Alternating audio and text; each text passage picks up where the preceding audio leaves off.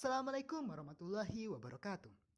Halo semuanya, pada video ini saya akan menjelaskan serta membahas mengenai mind map yang telah dibuat oleh kelompok saya mengenai profesi di bidang IT. Sebelum masuk ke pembahasan, saya akan memperkenalkan kelompok saya terlebih dahulu. Kelompok saya terdiri dari 6 orang, diantaranya adalah saya sendiri bernama Dimas Aji Nugroho, Adit Tiar, Diki Oktavian, Setio Pambudi, Riki Nandariksa, dan Aldiansyah.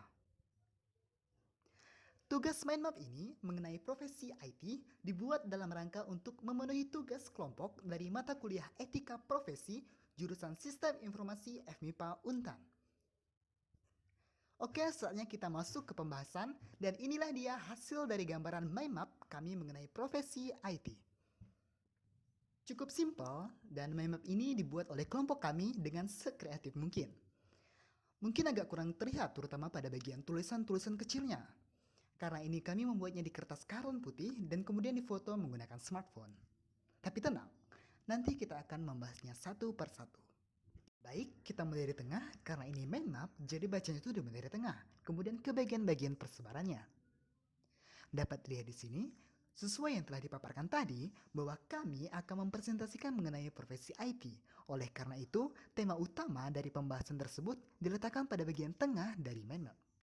Tak dapat dipungkiri bahwa semakin hari teknologi informasi semakin berkembang dengan sangat pesat. Dengan pesatnya perkembangan teknologi informasi tersebut berdampak pada banyaknya peluang untuk bekerja di bidang IT.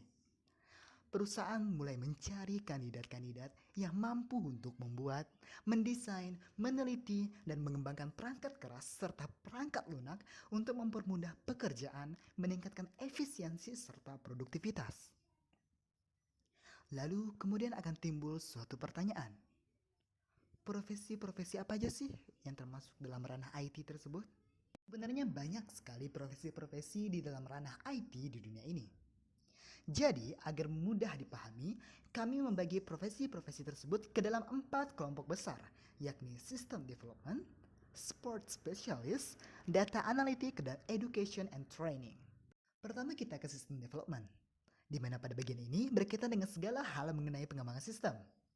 Pengembangan sistem atau system development adalah sekumpulan aktivitas yang dibutuhkan untuk membangun suatu sistem informasi sebagai solusi terhadap peluang dan permasalahan bisnis. Lalu, apa saja profesi yang termasuk ke dalam sistem development ini? Mari kita lihat. Pertama ada programmer. Programmer merupakan profesi yang menulis program menggunakan bahasa pemrograman seperti Perl, C++, Python, VB, Visual Basic Net, PHP, dan lain sebagainya. Job desk atau tugas dari seorang programmer ini yang pertama adalah implementing software atau menghasilkan suatu software atau program. Yang kedua adalah design to code atau mendesain dengan menggunakan codingan atau bahasa pemrograman. Requirement atau persyaratan atau kemampuan yang harus dimiliki oleh seorang programmer yang pertama itu adalah programming knowledge atau pengetahuan mengenai programming. Dan yang kedua adalah logical thinking atau pemikiran logika yang kuat. Yang kedua adalah project manager. Project manager atau manajer proyek adalah seseorang yang bertindak sebagai pimpinan dalam suatu proyek. Project manager ini sangat berperan penting dalam adanya suatu proyek, karena kegagalan dan keberhasilan dari proyek tersebut ditentukan oleh project manager itu sendiri. Job desk atau tugas dari project manager itu yang pertama ada deliver project atau memberikan proyek, yang kedua ada listen to budget atau memperhatikan anggaran, dan timeline atau lini masa. Requirement atau kemampuan yang harus dimiliki oleh project manager antara yang pertama adalah technical project management, yang kedua adalah leadership atau sifat kepemimpinan, dan yang terakhir adalah strategic and business management. Ketiga adalah analis sistem.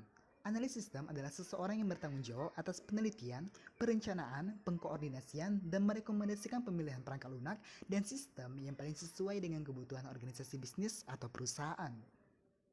Job desk atau tugas dari seorang analis sistem yang pertama adalah mengidentifikasi, menganalisis, dan kemudian mendesain sistem tersebut. Kemampuan yang harus dimiliki seorang analis sistem yang pertama adalah kemampuan analisis. Kemampuan analisis memungkinkan seorang analis sistem untuk memahami perilaku organisasi beserta fungsi-fungsinya. Pemahaman tersebut akan membantu dalam mengidentifikasi kemungkinan terbaik serta menganalisis penyelesaian permasalahan. Kemampuan teknis. Kemampuan teknis akan membantu seorang analis sistem untuk memahami potensi dan keterbatasan dari teknologi informasi. Seorang analis sistem harus mampu untuk bekerja dengan berbagai jenis bahasa pemrograman, sistem operasi, serta perangkat keras yang digunakan. Selanjutnya ada kemampuan manajerial. Kemampuan manajerial akan membantu seorang analis sistem untuk mengelola proyek, sumber daya, risiko, dan perubahan. Yang terakhir adalah kemampuan interpersonal. Kemampuan interpersonal akan membantu seorang analis sistem dalam berinteraksi dengan pengguna akhir, sebagaimana halnya dengan analis, programmer, dan profesi sistem lainnya. Bagian selanjutnya adalah support specialist. Support specialist merupakan seseorang pada sebuah organisasi atau perusahaan yang memiliki tanggung jawab untuk instalasi, evaluasi, dan peningkatan terhadap 3 objek utama, yaitu komputer, software, dan pengembangan sistem jaringan atau network system. Pada mind map kami membagi menjadi 2 bagian, yaitu computer engineering dan system and networking. Dimana pada computer engineering, profesi yang ada di antaranya adalah yang pertama, hardware engineer, yang dimana berfokus pada pengembangan perangkat keras komputasi. Yang kedua adalah network engineer, berfokus pada pengembangan jaringan komputasi. Dan yang terakhir adalah software engineer, berfokus pada pengembangan perangkat lunak komputasi.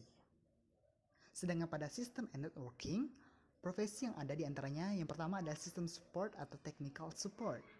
Technical support atau dukungan teknis adalah layanan yang diberikan perusahaan, terutama di bidang IT, untuk membantu customer atau pelanggan dalam hal konfigurasi, pemakaian, dan troubleshooting. Secara umum, dukungan teknis diberikan dalam bentuk email, tiket, SMS, chat, website, dan telepon.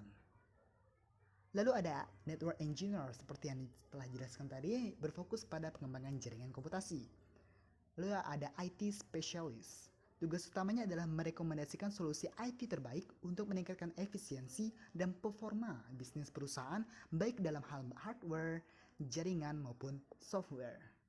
Kelompok selanjutnya adalah data analitik. Data analitik adalah sebuah profesi yang berkaitan dengan analisis data. Profesi ini menuntut seseorang untuk memahami asal-usul data dan pendistorsiannya dengan cara menganalisis data-data tersebut. Adapun cara menganalisis data-data tersebut tidaklah sembarangan, melainkan dengan menggunakan teknologi khusus. Profesi pada data analitik ini diantaranya adalah yang pertama ada data scientist. Seorang data scientist harus dapat menginformasikan rekomendasi pengembangan dan perencanaan aksi yang akan diterapkan untuk memperbaiki sistem perusahaan. Tidak hanya itu, profesi ini juga akan menuntut kamu untuk menganalisis data dan menyajikannya pada divisi bisnis untuk membantu keputusan-keputusan bisnis yang tepat. Yang kedua adalah data analis. Profesi ini bertugas mengumpulkan informasi dari berbagai topik untuk ditindaklanjuti. Pekerjaannya akan menuntut seorang data analis untuk merancang dan menerapkan survei pada skala besar. Yang ketiga adalah data engineer. Seorang data engineer adalah mediator antara divisi bisnis dan data scientist. Profesi ini bekerja dengan memastikan bahwa data scientist mengerti apa yang menjadi tujuan utama perusahaan, sehingga mereka dapat mencari data yang sesuai dan objektif. Yang keempat ada database manager. Database manager memerlukan kemampuan project management dan mampu bekerja secara multitasking. Menggeluti profesi ini akan membuat kamu menjalankan diagnosis dan perbaikan database. Dan yang terakhir adalah database administrator. Database administrator bekerja tiap harinya mengatur database perusahaan. Hal ini termasuk mengatasi perubahan dan modifikasi yang terjadi pada database, serta menjaga database untuk tetap stabil dan memiliki backup. Kelompok yang terakhir adalah education and training, di mana dalam hal ini merupakan berbagai profesi IT yang berkaitan dengan pendidikan dan pelatihan. Di sini kami mendapat 2 profesi terkait jenis profesi IT ini, yakni yang pertama adalah instruktur IT atau IT trainer. Instruktur IT adalah seseorang yang memiliki kompetensi dan tanggung jawab proses belajar mengajar atau melatih di bidang teknologi informasi. Instruktur IT harus memiliki kombinasi kemampuan menguasai pengetahuan tentang software dan hardware yang menjadi tanggung jawabnya. Instruktur IT berperan melakukan bimbingan, pendidikan, dan pengarahan terhadap anak didiknya. Lalu yang kedua ada dosen IT. Sama halnya seperti dosen pada umumnya, hanya saja dosen ini mengajarkan mengenai hal-hal yang berbau teknologi dan informasi. Mungkin hanya itu yang dapat kelompok saya sampaikan. Saya mewakili teman-teman kelompok saya mengucapkan terima kasih dan mohon maaf bila ada kata-kata yang kurang berkenan sepanjang presentasi tadi. Semoga apa yang saya sampaikan dapat bermanfaat bagi kita semua. Sampai jumpa. Wassalamualaikum warahmatullahi wabarakatuh.